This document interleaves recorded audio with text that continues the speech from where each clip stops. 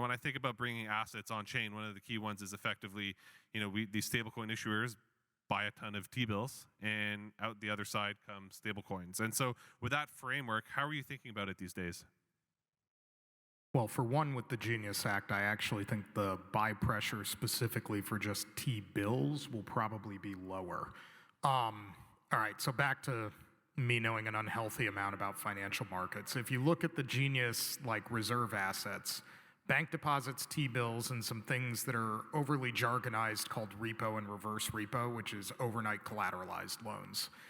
And what's actually probably going to happen is the majority of stablecoin issuers in the US framework, which will probably be most of them just because this is where the assets are going to prefer reverse repo. And what that means is rather than having to buy a T-bill, settle at T+1, and if somebody wants money from me, sell a T-bill and settle at T+1, I can just lend cash overnight against treasuries across the stack. And if I need the money back, I just cancel that trade daily and get the money back. It's more liquid and there's more variety of collateral.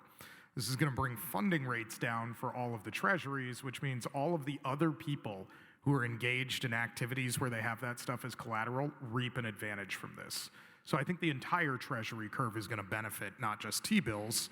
And the fascinating part of that is that this is all demand coming primarily from non-US persons. I will remind everybody here that stablecoins are all but unused in the United States. So if you're sitting here and you're in the US and you're like, why are these things a big deal for anything other than crypto trading? The answer is they're not. Please leave.